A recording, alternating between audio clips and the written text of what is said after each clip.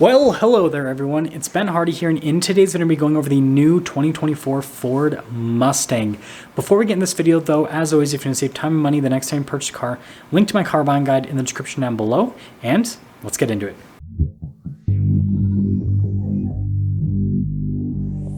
So starting off with the front end of the new Mustang, and I do want to mention that it looked like Ford brought the EcoBoost Mustang to our auto show and not the GT, sadly, but you know, it still looks pretty good.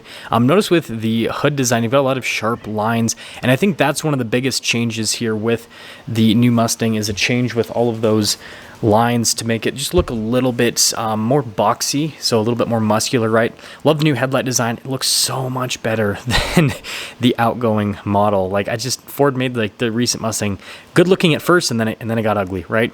But overall, I think they did a really good job at the front end. Seeing it in person, it looked really good. Again, I'm usually not a fan of like the base model Mustang in terms of looks. I think this is a good looking, you know, quote unquote, more baseline version. I also thought the wheel design was pretty good as well. It's not like crazy over the top, anything special, but it looks good. And then the ground effects also, I think they did a pretty good job there. Now, when you look at it from the side, this is where things kind of look interesting. A lot of people commented that it like looks like a Camaro on the back end, right?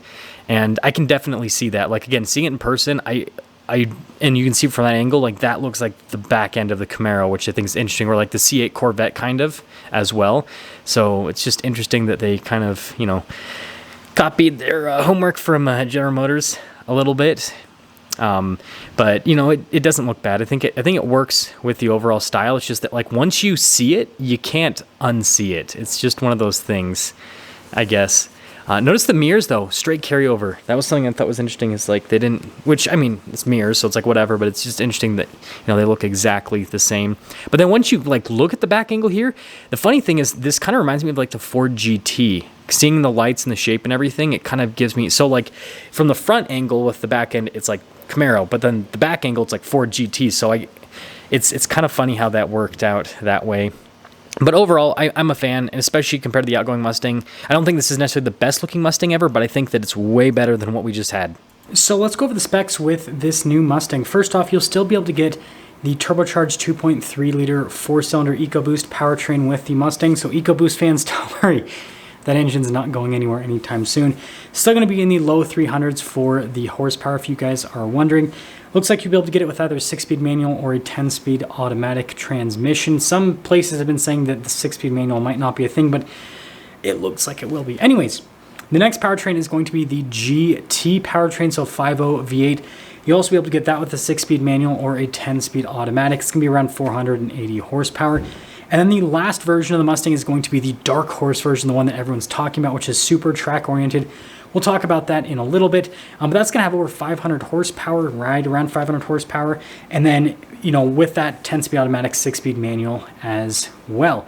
Now, before we dive further into the specs, I do kind of want to give a few more, I guess, opinions on the exterior styling. I know I kind of talked about it in the walk-around portion, but overall, I think that the new Mustang looks pretty good. With that being said, again, it's more of a refresh for the styling rather than a full redesign. Obviously, the front end looks significantly different, and the back end, you know, kind of has like those, you know, hips in the back, which look pretty interesting. But you know, generally speaking, I think it's a good looking car, and I definitely prefer it to the, you know, Mustang that we currently have. Like the front end of the current Mustang, it's ugly. Like that's just how I feel about it. Like, for example, I was thinking about getting a Mach 1, but then I just kept looking at like the front end, and I'm like, yeah, I can't do it. The 2015 to like, what was it, 2020 look, whatever they redid the front end, that look like was really, like, I love that look. Like the GT350 has that front end, the GT500, that's why I have a GT500, because it's got that front end. So it's good that Ford is, I guess, going back to a front end that looks good.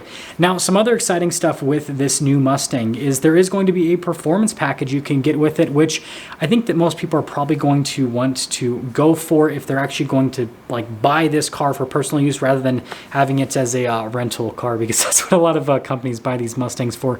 And what this adds is a front strut tower brace, Torsen limited slip differential, wider wheels, Brembo brakes, Magna Ride, as well as Recaro seats if you want to add that as an option. It's not part of the performance package, but it's an option.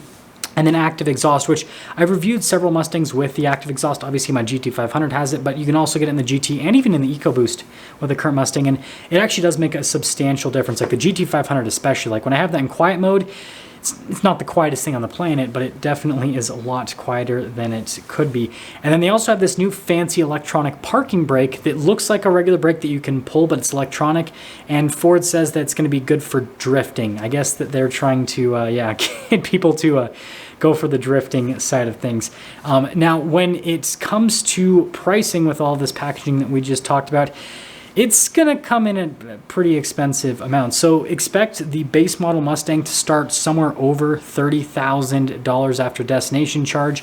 And I'm talking about an EcoBoost. And then once you add some options to it, expect it to be in the high $30,000 range. Now with the GT, expect it to start somewhere over $40,000. And then if you add, the premium package and some options, expect that to be like mid to high 40s. And then with the Dark Horse, expect that one to be probably starting somewhere over $60,000, which is crazy to think about because with the last generation Mustang, you could get a GT350, which, I haven't driven the Dark Horse yet, so I can't comment on exactly how good that is, but I would go out and say that the GT350 is probably a much more exciting car than the Dark Horse, especially, just the powertrain, right? That flat plane crank, 5.2 liter V8, manual transmission. That's really, really hard to beat. So we'll just have to see what the Dark Horse does, but regardless, that's probably where pricing will be. So the new Mustang is going to be pretty dang expensive overall.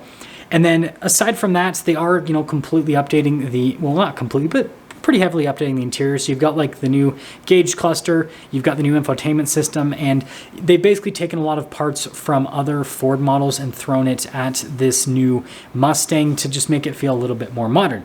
Now, I want to dive into, I know I've put some opinions in this video, but I want to dive into the more opinion-y section of this video because I've seen a lot of comments talking about the new Mustang and how Ford isn't changing enough and how this new Mustang's probably not going to be worth going for because it's going to be, again, more of a refresh rather than a redesign.